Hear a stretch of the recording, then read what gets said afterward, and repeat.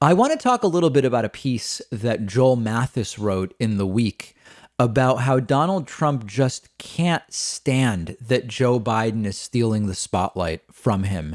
And Trump's been hiding out at the White House and at his golf courses, but that's actually making the problem even worse. And Joel Mathis in his piece likens it to Norma Desmond in Sunset Boulevard. And you might remember in Sunset Boulevard, Norma Desmond she ends up long after she is no longer the Hollywood star that she once was. She's surrounded by sycophants and enablers and yes men and yes women long after she stops commanding any respect, sort of living out a fantasy, living out a fake existence, for lack of a better term. And the analogy here is that Donald Trump's behavior only makes sense if you go beyond questions like, could this strategy work to steal the election from Joe Biden? Does Trump really think that he actually won Pennsylvania? Once you get beyond those initial questions and you go to, well, what Trump is doing here is desperately trying to cling to the spotlight, both for ego and vanity, as much as fears of being investigated and potentially prosecuted after he's out of office.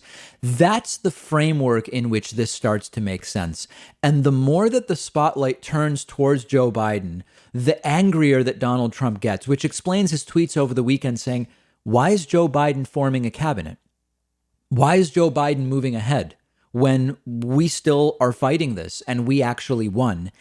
And the reality is that this is when the spotlight should be turning to Joe Biden for two reasons. Number one, in general, when you have a new president-elect, the president that's outgoing is called a lame duck president. That's because while they are still president, the next 4 years are going to be decided upon from an executive, from the executive branch standpoint, by Joe Biden, not by Donald Trump. And so Donald Trump has these waning days during which he is president. So in general, the attention now turns to the president-elect. What is the cabinet going to look like? What are the day one priorities? What are the 100 day priorities, et cetera? But Donald Trump is exacerbating the speed at which the spotlight is turning to Joe Biden because Donald Trump isn't even working anymore. Trump stopped doing presidential work months before the election. He was just campaigning, not dealing with coronavirus, not getting his PDBs, presidential daily briefings, and he's barely been seen in public since the election. He's scheduled to do some kind of turkey thing today related to Thanksgiving. He's not actually taking questions since the election. It's probably been about a month since he's taken press questions. We have a 100-year pandemic, which Trump all but ignored, and Joe Biden has a coronavirus task force and is taking it seriously. So, of course, Americans in the media are turning to Joe Biden.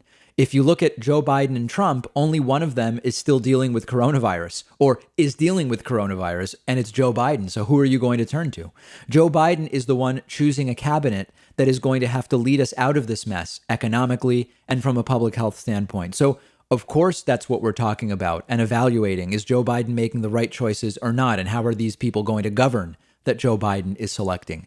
So when Trump doesn't recognize Biden's win, finally now allowing the formal transition to start, which is the closest we're going to get to a concession from Trump, while still claiming that he actually won, he is desperately trying to cling not just to the presidency, but to the spotlight because of his ego and his narcissism. And Joel Mathis does point out that some of this is the media's fault by continuing to talk about Joe Biden's apparent victory and the network the networks like OAN and Newsmax not even using the term apparent victor and just placating any insane notion about Donald Trump being the actual winner.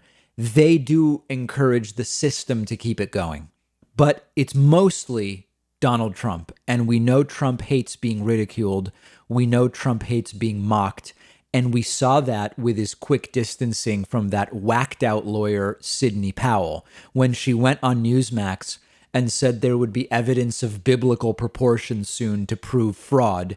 She was instantly fired. And in fact, it was one of these retroactive. She never really was working for us anyway, because the mockery is what got to Donald Trump. That does actually get to him. So it's possible that more mockery of Trump will get him to maybe to actually use the term I concede and call Joe Biden.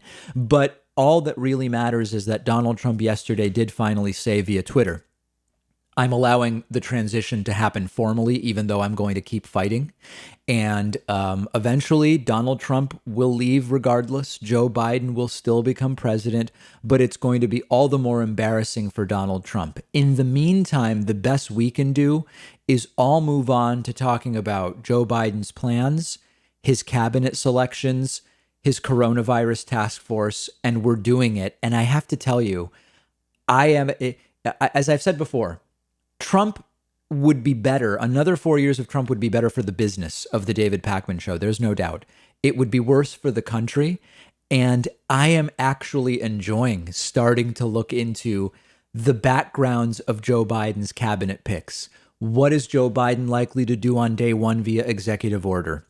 What is Biden going to do in his first week in terms of the virus? What are the first 100-day priorities? How is Biden's Secretary of Homeland Security going to deal with immigration policy? We're actually getting back into substance. And I heard from a bunch of people yesterday, longtime viewers of the show, who have said, I've been a fan for a long time. I love what you do. But I am already feeling a breath of fresh air in just getting back to talking about policy. Even if we don't agree with everything Joe Biden does, certainly we will not. The guy who looked at the solar eclipse, his time is up. The guy who suggested bleach injections, sort of like a cleaning to treat the virus, he is going to be leaving. The guy who used the Sharpie to adjust a hurricane map for political gain, he is exiting stage left in 8 weeks, and we are all the better for it. And we are going to continue moving forward. And I am glad to say that hopefully progressive media is on the path to becoming dramatically more substantive as we get closer and closer to Joe Biden's swearing in. Make sure you're following us on Instagram at David Pakman Show. And while you're there, you can follow me on Instagram at david.pakman as well. One of our sponsors today is Lucy, and they are giving my audience 20% off. Lucy is a company founded by Caltech scientists with only one mission, which is to help people quit smoking and vaping by offering a clean, affordable nicotine alternative. Now, many of you know, you've heard the stories. I've known several people in my life who have struggled with quitting smoking. I've seen how difficult it can be. And nicotine alternatives can be hugely helpful. Lucy offers a nicotine gum in 3 flavors: wintergreen, cinnamon, and pomegranate. They also have lozenges, which come in cherry ice flavor. Lucy is affordable. It'll ship right to your door. You don't have to go out to the store. Shipping is always free. You can buy single boxes or save with a subscription. It's the year 2020. It's time to throw the cigarettes away and get rid of the vape. And Lucy can make it easier. You'll find a ton of excellent reviews online from countless people who have used Lucy to quit smoking and vaping. Go check them out at lucy.co. I've put the link right underneath this video, and you'll get 20% off when you use the coupon code PAKMAN. And just a quick disclaimer, I'm required to give: these products contain nicotine. Nicotine is an addictive chemical.